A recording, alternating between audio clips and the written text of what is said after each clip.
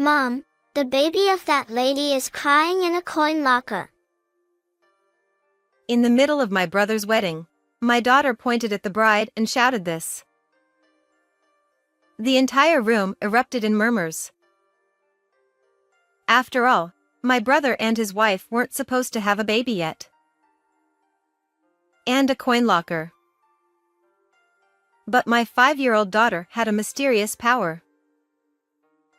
However, the bride, unaware of this, turned pale, the guests became angry, and the room filled with voices accusing us of poor parenting. Even worse, our relatives stood up with fearful expressions and left the venue. Thus, my daughter caused the wedding to descend into chaos. But soon after, a more terrifying truth came to light. I got married at 25 and gave birth at 27. My husband said, "She looks just like Nancy. She's so cute." He hugged our newborn daughter, Emma, in the delivery room. Now she's 5. We noticed she had a strange ability when she was about 3. For example, one time when my mother was on the phone, my daughter suddenly said, Grandma, you're talking to a fake uncle. Uncle referred to my brother. I had my mother put the call on hold and asked her who she was talking to and about what. It turned out she was almost the victim of an impersonation scam. When we praised our daughter, she proudly put her hands on her hips and said, The person behind told me. Emma always says this when she uncovers something, so it's probably some kind of guardian spirit she can see. While her ability has often been helpful, it's not always a good thing, as she sometimes reveals people's secrets. Once, she even ruined a surprise party by spilling the secret to the person it was for. Emma is only 5, so she doesn't understand how to judge these things. That's why we've taught her not to mention what the person behind tells her in front of anyone outside the family. My brother John is someone Emma adores, and we have always been close. When he announced his wedding, my family was overjoyed. John works in research at a fairly large company, earning around $70,000 a year. However, since he hadn't been involved with any women until his late 30s, both he and our family had almost given up on the idea of him getting married. I've loved my gentle brother since we were little, and I always wished someone would eventually see his good qualities. What can you do? I guess John is just the type who remains a good guy but never more. I thought, trying to make peace with the situation. But when a woman finally agreed to marry him, our whole family welcomed her with open arms. The woman, Amy, is 34, 4 years younger than my brother, and apparently, she was the one who asked him out. We started dating about 6 months ago, and recently, she was the one who proposed to me. He told us this shyly, looking so happy that it made our family happy too. On the day John brought her over to introduce her as his fiancée, of course, I came along with my daughter. Nice to meet you. I'm Amy. Thank you for having me. As she bowed her head in greeting, Emma murmured happily, The baby is coming too. I interpreted this as meaning they would soon have children after getting married, which made me even more pleased. It was unusual for Emma to talk about the future, as she usually predicted things that were hidden in the present. Still, I didn't think much of it. But Amy gave Emma a strange look and glared at her. What are you talking about? That's so creepy. She shouted with an annoyed expression. Emma, it's okay. Amy is probably just surprised. I comforted my daughter, who looked scared and on the verge of tears from Amy's harsh reaction. Not everyone believed in Emma's abilities, and some, like Amy, found them unsettling. That might be the normal reaction. But since she was the woman my brother had chosen, I believed she would eventually understand. So, I focused on calming Emma down at that moment. She probably just associated marriage with having a baby. It's just something a child would say, so don't worry about it, Amy. Even so, it was the first time someone had reacted so strongly. Something feels off, I thought, but Amy otherwise seemed polite and kind, so I tried not to let it bother me. However, on the day of the wedding, something unexpected happened. The ceremony was solemn, with both families gathered together, and everything proceeded smoothly up to a certain point. The vows were exchanged, and the ceremony was approaching its finale when suddenly, Emma stood up. My husband and I hurriedly tried to get her to sit down quietly, but she suddenly ran forward and pointed at the bride. The baby of this lady is crying in a coin locker. When I looked at Amy, who was at the end of Emma's gaze, she had gone pale and was muttering something under her breath. Since I was near the bride's seat, trying to stop Emma, I barely caught her saying things like, How did she know? and, What the hell is that kid? seeing her panicked reaction, I realized that Emma had hit the mark. But only a few of us, including myself, understood this. Amy quickly raised her head and glared at Emma. Stop saying nonsense. What baby? Just because you're a child doesn't mean you can ruin my wedding. The bride's outburst seemed to convince her relatives to side with her. It wasn't surprising since, to those unaware of Emma's mysterious ability, it would seem like she had suddenly blurted out something absurd. However, hearing murmurs like, "What terrible manners!" from the bride's side made my chest tighten with pain. But she's telling the truth. And as I looked around, I noticed that our relatives also had terrifying expressions, which only made me shrink back even more. But unlike me, who felt pathetic, Emma bravely stood tall, her head held high. The baby is crying for help. It's in a coin locker at a nearby department store. Someone, please go help. My little daughter desperately repeated her words, undeterred by the cold stares from the adults around her. And the moment they heard this, our relatives, still wearing those stern expressions, stood up, ready to follow Emma's words, saying that saving the baby's life was the top priority. They began to leave the venue one by one. Despite our efforts to keep her quiet, our young Emma had sometimes let slip information about the person behind her. This is why our relatives knew about her ability.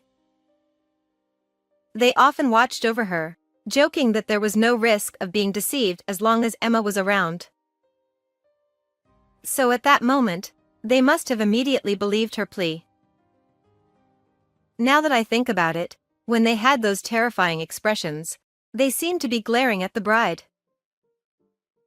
My husband, saying he would go with them, left Emma in my care and followed our relatives out. Less than an hour later, I received a call from my husband and was able to hear about the situation. It seems that thanks to Emma's words and the collective effort of our relatives, the baby was found. However, it couldn't be said that the baby was safe. There was a lot of commotion at the scene, and according to my husband, the baby looked as though it had just been born.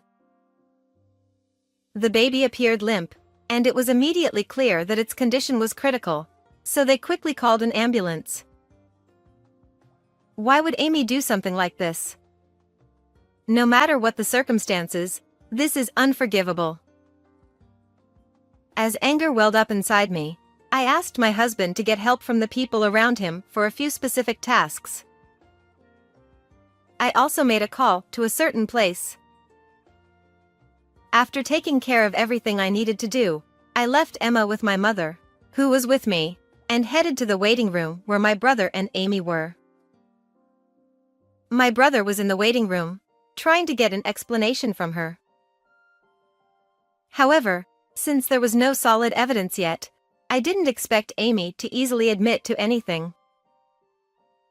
My brother likely wanted to believe in his fiancée, so he probably wasn't able to push her too hard and was just trying to keep her there.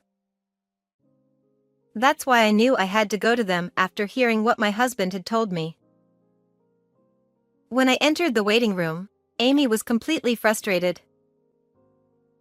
Not only had the ceremony been interrupted, but in the chaos, the scheduled time for the wedding had passed, and it could no longer be resumed. Amy snapped. There's a set time we can use the chapel. You know that, right? That time has already passed. Why would John's relatives take a kid's word so seriously? To her, it must have felt like her special day had been utterly ruined. Not only that, but the start of the reception had also been delayed, and all the guests, except for our relatives, were kept waiting. Amy continued. That brat is totally unacceptable. She keeps saying creepy things. What is she? Some kind of curse? I swear, I want to dump her in a mountain. Emma was a beloved niece to my brother, who was doing his best to calm Amy down. However, when she spoke about his niece like that, he couldn't help but frown. John, you should call off the wedding, I told my brother, trying to keep the fury boiling inside me from showing in my voice. I said it as calmly as I could. Amy turned her bloodshot eyes toward me, glaring, but John remained composed as if he'd anticipated my suggestion. He sighed quietly. So what Emma said was right after all. I was hoping she'd be wrong this time. Though he only managed a slight, bitter smile, I could tell his heart was sinking in sadness. Amy then rounded on me, her face twisted in rage. What the hell do you think you're doing? Accusing me without any proof, ruining the wedding, and now you want to call it off. She was furious, and she advanced on me like a demon, not even noticing the look of disappointment on John's face. Amy shouted, If that brat isn't going to be held accountable, then you should be. Pay up for damages, or better yet, I'll sue you for defamation and make you pay a hefty settlement. Amy's loud voice echoed through the room, and I had to resist the urge to cover my ears. So you said there's no proof, huh? But Emma was right, wasn't she? A baby was actually found. Do you understand what that means? Amy scoffed. And so what? Some random kid was found somewhere. What does that have to do with me? It has everything to do with you. A DNA test will easily reveal who the mother is, and when it does, it'll be undeniable proof that you have a secret child. There's no way out of this. As soon as I said that, it occurred to me that there was a small possibility that the baby might not be her secret child. John, I don't think so, but is there any chance that baby is yours? I asked just to be sure, although it seemed impossible since they'd only been dating for 6 months. John replied firmly, Absolutely not. The timing doesn't match up. His unwavering response caused Amy to scowl in frustration. If John had acted like a normal man and made a move, we could have raised the child as our own. But now, it's all ruined because you're so slow. Her absurd attempt to shift the blame made me sigh deeply in exasperation. So, who is the father? Amy hesitated before replying. It's a child from a previous boyfriend, but I don't know which one. Her answer left both my brother and me speechless.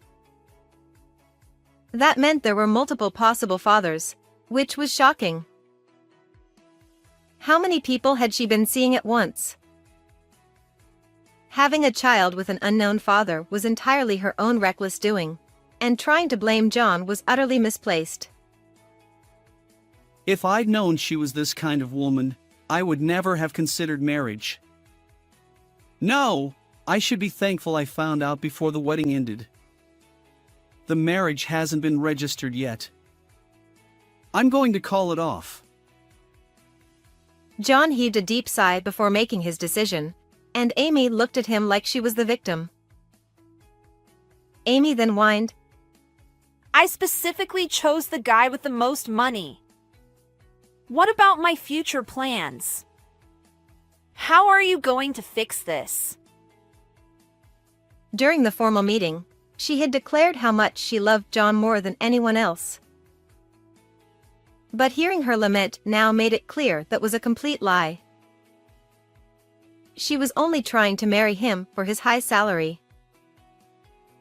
Amy continued to rant. Getting pregnant ruined everything. I finally caught an elite, and now to find out I'm carrying someone else's baby? This is just bad luck. According to the story she confessed to, playing the role of the tragic heroine, Amy realized she was pregnant quite late. It was a combination of factors. She had irregular periods, experienced very mild morning sickness, and her belly didn't show much. All of these things contributed to her delayed awareness. Amy had tried to pretend the pregnancy didn't exist, but by the time she visited an obstetrician, she had already passed 22 weeks, which was too late for that option. So, she decided to hide the pregnancy from everyone, including my brother, give birth in secret, and then abandon the baby. Since her belly didn't show much, she took advantage of that by wearing loose-fitting clothes to hide her figure. She also blamed her limited physical movement on general health issues. No one suspected that she was pregnant, so they didn't question her behavior. Amy complained, John's desire to have the wedding around this time was just bad luck for me. But if I objected without a reason, it would have seemed suspicious. What concerned her most during the wedding preparations was whether the waistline of her dress would fit on the day of the ceremony. With her due date so close, she couldn't predict whether she'd give birth before or after the wedding. Well, usually, people avoid scheduling weddings in the final month of pregnancy. Amy responded, Exactly. But how could I possibly say I was pregnant? So, I had no choice but to pick a dress that could accommodate any changes in my size. As she spoke, she showed off her wedding dress with an adjustable waistline. My husband added, So, the story about gaining weight but planning to diet because your size might change was a lie too. And so was the business trip excuse. According to my brother, Amy claimed she had an urgent overseas business trip from the previous week until the morning of the wedding, which is why they hadn't seen each other. But she was probably in the hospital for the birth, not abroad. Amy said, I was so nervous that the baby might be born right in the middle of the ceremony. Her priorities were completely misplaced as she casually mentioned that the baby was born just a week before the wedding and that she had been discharged from the hospital only the day before. Amy laughed and said, I wanted to get rid of the baby as quickly as possible, so I didn't even bring it home. I went straight from the locker to the wedding venue. Just barely made it in time. Her casual attitude was shocking. Amy continued. But I left the baby in a locker where lots of people pass by. Someone would have heard it crying and taken care of it. The area has good air conditioning, so it's fine. By saying it's fine, she was trying to claim that she hadn't done anything dangerous. What are you talking about? Did you really think everything would work out that smoothly? In reality, the baby's cries were mostly drowned out by the noise in the department store. Even those who heard the cries assumed it was just someone else's child. If Emma hadn't insisted on searching for the baby, it might have been in serious danger, as evidenced by the fact that it was rushed to the hospital by ambulance. Abandoning a newborn like that is beyond unacceptable. Even if you couldn't raise the child, you should have at least taken it to a facility. Amy shrugged and said, What else could I have done? The baby was born just before the wedding. I was in a rush, so it couldn't be helped. Her lack of remorse was infuriating. My brother was just as stunned, realizing what kind of person he had almost married. Let me make this clear. What you did could lead to criminal charges. Do you understand that? Amy's eyes widened in surprise, and she began to panic, looking around anxiously. There's no evidence. You said earlier that they could easily find out I'm the mother, but the police can't prove I was the one who left the baby in the locker. She wiped the sweat from her forehead and confidently said this, believing she was in the clear. You really don't think things through, do you? Did you even check if there were security cameras in the area?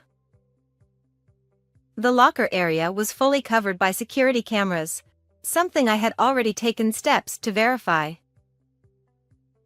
After hearing about the baby's discovery, I asked my husband to request the store staff to review the footage. I had also reported the incident to the police, so they were likely checking the footage as well. Additionally, I had sent my husband a photo of John and Amy together. A celebratory picture my brother had taken during their pre-wedding photo shoot. Never imagining it would be used to identify someone on security footage. With my husband likely showing that photo to the store staff or the police, it was only a matter of time before they reached Amy. As I explained all of this, Amy's face turned paler with each passing moment, and by the time I finished, she had collapsed onto the floor, her face as white as a sheet. No! That's not possible. They can't know. You're bluffing, right? They can't arrest me. She muttered in disbelief, struggling to accept reality. But when the police arrived shortly after, she suddenly became violent, resisting arrest. No! Let go of me. It's not my fault. It's all because of that brat and those people. My brother, his face blank with shock, watched her struggle, the extent of his devastation clear to see. I turned back to Amy. You mentioned that you haven't officially registered the marriage, right? Legally, you're still just his fiancée, not his wife. But you'll still have to pay compensation. Compensation? Amy stammered. My brother will decide the amount, but will definitely recover the costs of the wedding and the reception. This marriage you were so keen on has turned into a huge loss for you, but we won't go easy on you. Upon hearing this, Amy's face fell into despair, and she finally gave up resisting as she was taken away. After that, of course, the wedding reception was cancelled, and all the monetary gifts were returned. The expenses incurred were, as declared, billed to Amy in the form of compensation. However, since she was behind bars and unable to pay immediately, her parents had to cover the costs. The amount exceeded $40,000, but her parents insisted that she would repay every cent once she was released. Even though they were her parents, it was clear they would be strict in making her pay it back, especially since Amy's father, who had always seemed mild-mannered, was so furious that it was intimidating to witness. Fortunately, the baby survived and, after being safely discharged from the hospital, was taken in by Amy's parents. It seems the child is now growing up healthy and strong. As for my brother, he was down for a while after everything that happened, but recently he's found someone new, and they seem to have a great relationship. My daughter said, The person behind Uncle says they're a perfect match. When he introduced the new woman to Emma, my daughter happily shared this with us. His new fiancée has embraced Emma's unique abilities, and both my brother and I, as well as Emma, are filled with excitement and hope for the future. How did you enjoy this story? Please don't forget to subscribe to the channel. I'll see you in the next video.